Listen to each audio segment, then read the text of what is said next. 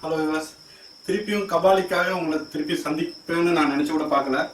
ஏன்னா சந்திக்க வேண்டிய சூழ்நிலை வந்துருச்சு. ஸோ அதனால நான் இந்த வீடியோ பதிவு பண்ணுறேன். கபாலி படத்தை ரிவ்யூ பண்ண 2 பேரை பற்றி பேசணும்னு நினைக்கிறேன். மற்றவங்க ரிவ்யூ பண்ணதை பற்றி நம்ம சொல்கிறதுக்கு தகுதி இருக்கா இல்லையான்னு தெரியல. ஆனால் ஆஸ் எ ரிவ்யூவரா ஒரு கண்ணியத்தோட ஒரு படத்தை ரிவ்யூ பண்ணணும்னு நான் நினைக்கிறேன். ஃபர்ஸ்ட் பார்த்தீங்கன்னா இந்த தமிழ் டாக்கீஸ் இவர் தான். இவர் பாத்தீங்கன்னா படம் எடுத்தோன்னு அவர் பேசுறது பாத்தீங்கன்னா 10 நிமிஷம் பேசியிருக்காரு. அதுல 3வது நிமிஷம் 3 நிமிஷம் மட்டும்தான் கபாலியை பத்தி பேசியிருக்காரு. அடுத்த 7 நிமிஷம் பாத்தீங்கன்னா படத்தோட டிக்கெட்ஸ் ஜாஸ்தியா இருக்கு, இந்த கவர்மெண்ட் இப்படி பண்ணுது அப்படின்றத விஷயத்த மட்டுமே ஒரு 7 நிமிஷம் பேசியிருக்காரு. 3 நிமிஷம் மட்டும்தான் கபாலியை பத்தி பேசியிருக்காரு. அதுவும் 3 நிமிஷம் என்ன பத்தி பேசினாருன்னா, இது ஒரு குப்பை கதை, இது ஒரு லாய்க்கே இல்லாத கதை, ஒரு டான் இருப்பாங்கன்னா கெட்ட டானா நல்ல டானா. இந்த படத்துல அதே மாதிரி இந்த படத்துல அவர் டானா ஆக்கப்பட்டார்.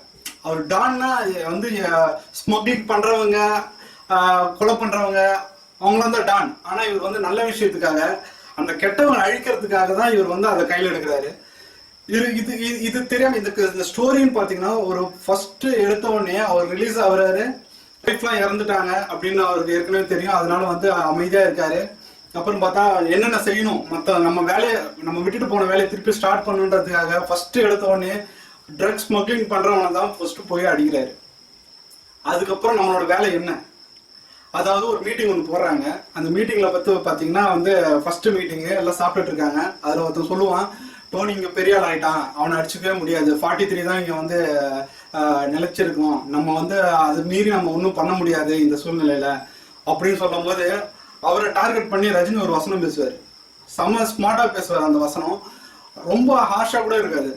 சாப்பிடுங்க, நல்லா சாப்பிடுங்க, நல்லா சாப்பிடுங்க, உட்காருங்க. அவர் உட்காந்துட்டு தான் இருப்பாரு. ஆனா உட்காருங்க அப்படின்னு சொல்லிட்டு சூப்பரான டைலாக் அது. இது மாதிரி சின்ன சின்ன டைலாக்ஸ் தான் படம் ஃபுல்லா இருக்கு. இந்த டைலாக் தான் படத்தை டிராவல் பண்ணி கொண்டு போயிட்டே இருக்கு. இது தெரியாம ஒரு கதையில ஒரு எதுவும் இல்லை, படத்துல இன்ட்ரெஸ்டிங்கான சீன் இல்லை. படத்துல இன்ட்ரெஸ்டான சீன் நான் 25-30 சொல்லுவேன். பாடல் கொஞ்சம் சில டைம்ல தோய் உடையுது. அது என்ன ஸ்லோ பேத்தா சாங் மாதிரி அப்படியே ஸ்லோவா போகுது, கதையோட ஒன்றி போகுது. ஸோ அதனால அந்த பாட்டு வைக்கணும்ன்றதுக்காக வச்சிருக்காங்க. ஆனா அதை ஸ்டோரியோட அழகா கொண்டு போயிருக்காங்க. சில இடத்துலதான் லேக் ஆகுது தவிர இது பக்கா ரஜினி படம் தான் நம்ம சொல்ல முடியும்.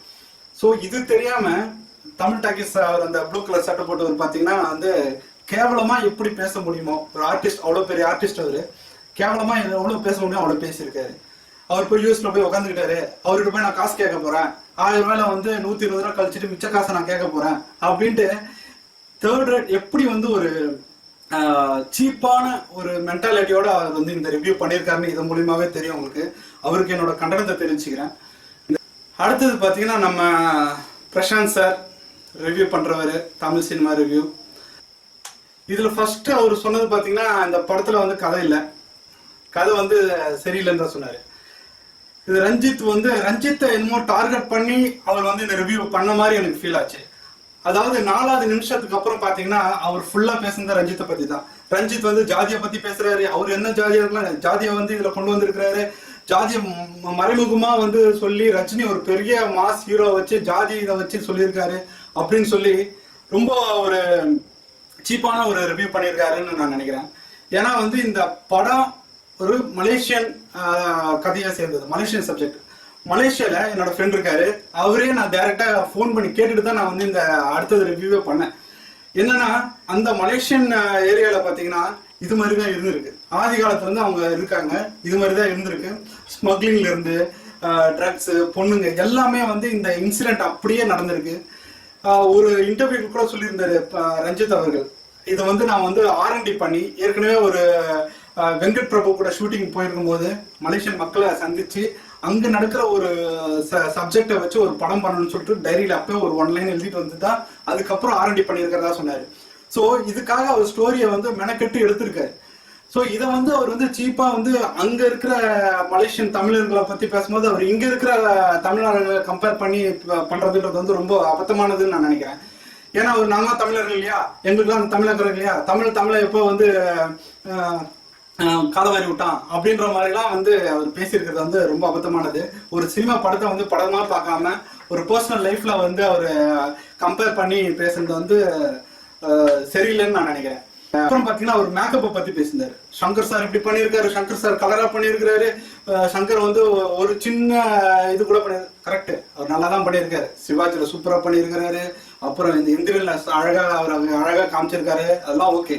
இந்த கதைக்கு ஏற்ற மேக்கப்பும் பாத்தீங்கன்னா அவரு ஜெயில இருந்து வராரு, பியூட்டி பார்லர் இருந்து வராரா. அப்படி வரவரு கொஞ்சம் கருப்பா தான் இருப்பாரு, கொஞ்சம் மேக்கப் இல்லாம கொஞ்சம் நார்மல் ஒரு மனுஷனா தான் இருப்பாரு. ஒரு யதார்த்தத்தை காட்டுறாரு ரஞ்சித் அவர்கள். அதை விட்டுட்டு அவரோட ஸ்கின் டோன்லாம் பாருங்க, அது அந்த மேக்கப் கூட சரியில்லை, பிக்க வச்சது பாருங்க.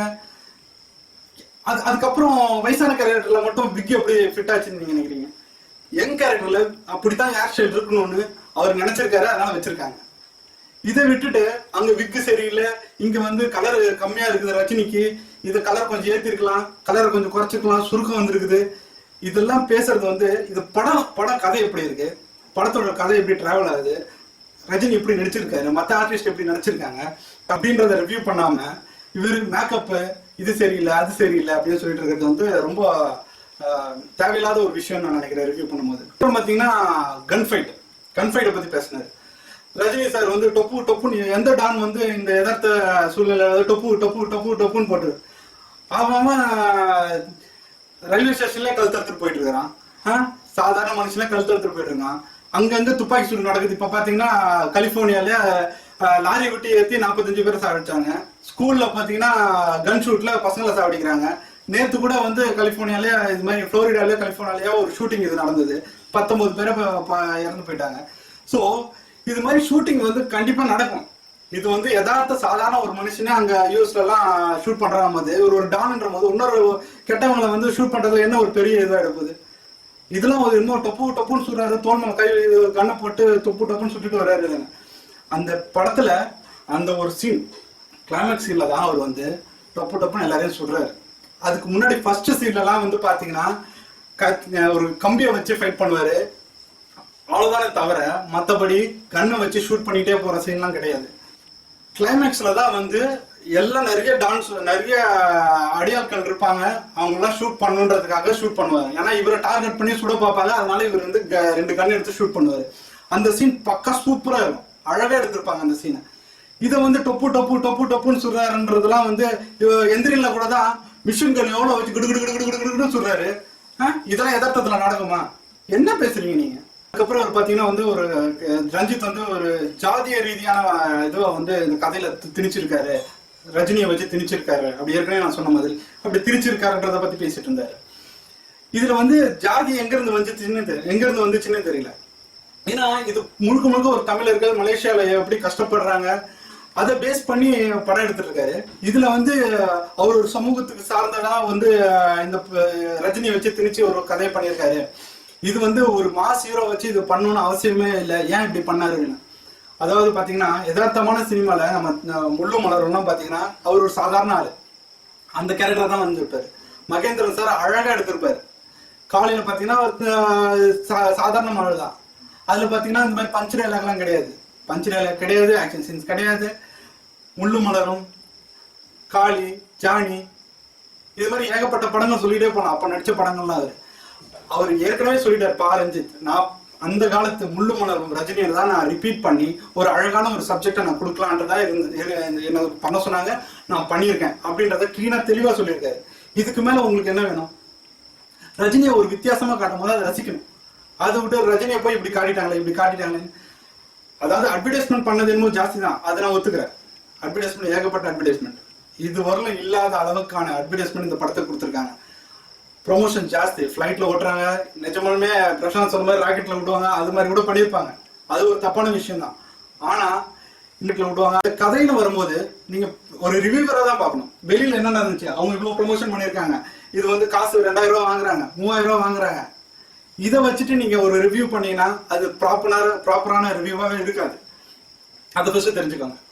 அப்புறம் இந்த டிக்கெட் ரேட் தான், இந்த டிக்கெட் ரேட்டை பத்தி தான் 2 பேருமே பேசினாங்க. பிரசாந்த் ஆகட்டும், தமிழ் டாக்கிஸா இருக்கட்டும், டிக்கெட்டை பத்தி தான் பேசினாங்க. 2000 ரூபாய் விற்கிறாங்க, 3000 ரூபாய் விற்கிறாங்க.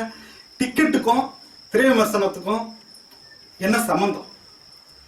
ஒரு கதையை நீங்க விமர்சனம் பண்றீங்களா, இல்ல வெளியில நடக்கிற டிக்கெட் ரேட்டு அதை வச்சு விமர்சனம் பண்றீங்களா? நீங்க டிக்கெட் ரேட் பத்தி சொல்லுங்க, அது வந்து திரை விமர்சனத்துல திணிக்காதீங்க. இவ்வளவு காஸ்ட் போடும், இது இவ்வளவு காசு போட்டு நாங்க படம் பார்த்தோம், படம் வந்து கம்மியா தான் இருக்குது அப்படின்னு சொல்றேன்.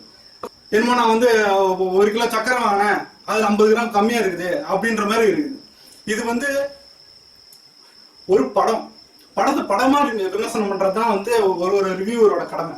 ஒரு விமர்சனத்துல டிக்கெட் காஸ்ட்டை பத்தி பேசாதீங்க. டிக்கெட் காஸ்ட் நிஜமாலே ஹை தான். நான் என்னோட ரிவ்யூ ஃபர்ஸ்ட் ரிவ்யூல பண்ணும் போதே நான் சொல்லியிருந்தேன், 3 நாள் 4 நாள் கழிச்சு போய் பாருங்க, படம் உங்களுக்கு கண்டிப்பா பிடிக்கும். இதை தவிர வந்து எனக்கு காஸ்ட் ஜாஸ்தியா இருக்கு, 3 நாள் கழிச்சு போய் படம் பாருங்க, டிக்கெட் காஸ்ட் எல்லாத்துக்கும் ஜாஸ்தியா இருக்கு. ஆமா, கார்பரேட் ஆளுங்களுக்குலாம் வந்து ஃபர்ஸ்ட் டே ஃபர்ஸ்ட் ஷோ ரசிகர்களுக்கே கிடையாது, அங்கங்க பிரச்சனை நடந்துச்சு, கார்பரேட் ஆளுங்க டிக்கெட் வித்துட்டாங்க. இதெல்லாம் ஐம் டோட்டலி அக்ரி. ஆனா அந்த காஸ்ட் விஷயத்தை எதுக்கு திரை விமர்சனத்துல வந்து விமர்சிக்கிறீங்க? டிக்கெட் பத்தி பேசுறதுக்கான விஷயம் இந்த ரிவ்யூ களம் கிடையாது. நீங்க அதுக்கு தனியா ஒரு வீடியோ பண்ணுங்க, அதுல உங்களோட ஆதங்கத்தை தெரிவிங்க. நான் ஏதாவது தப்பா பேசியிருந்தா நீங்க உங்களோட கமெண்ட்ஸ்ல நீங்க தெரிவிங்க, நான் என்ன தப்பு பேசியிருந்தாலும். நன்றி, வணக்கம்.